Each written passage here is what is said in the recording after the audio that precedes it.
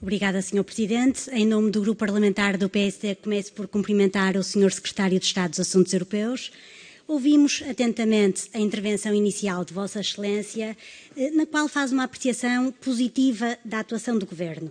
Mas permita-me que diga à Vossa Excelência que o otimismo é bom, mas não se deve abusar do mesmo, porque cada vez é maior o fosso que se gera entre o Governo por um lado e as pessoas por outro. E, nesse sentido, não podemos deixar de sublinhar com muita preocupação que, de acordo com os dados do Eurobarómetro, o aumento do custo de vida e a pobreza são os assuntos que mais preocupam os portugueses.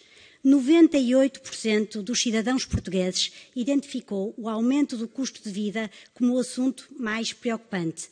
95% dos cidadãos portugueses refere que o mais preocupante é a pobreza e a exclusão social.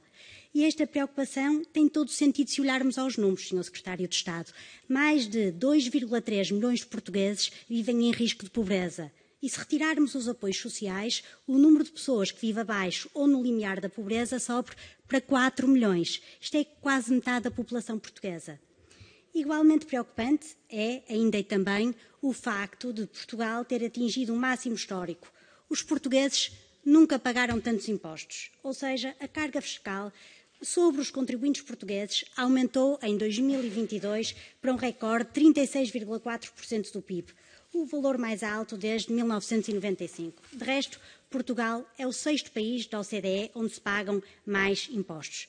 Face a este pequeno enquadramento, gostaria de relembrar ao Sr. Secretário de Estado as declarações recentes. Desta vez não lhe trago aqui declarações nem do PSD, nem de qualquer partido da oposição, mas de 3 personalidades ligadas ao Partido Socialista e que, com pertinência, fazem uma leitura não muito favorável da atuação do Governo. Proponho começarmos com as declarações de Helena Roseta, sua camarada socialista, que na semana passada falou em cansaço, descrença, para sinalizar o atual estado de espírito dos portugueses. Um caos, sublinhou mesmo.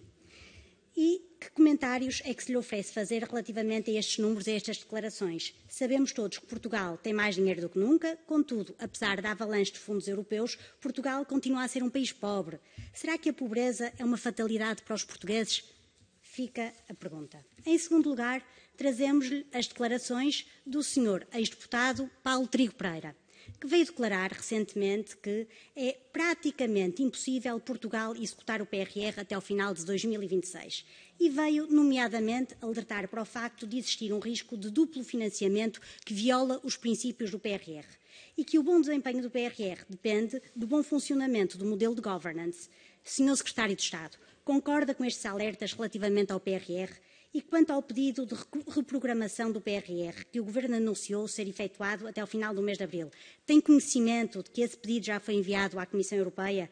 Para quando é que considera estar disponível o pagamento do terceiro cheque, uma vez que o mesmo está condicionado ao pedido de reprogramação?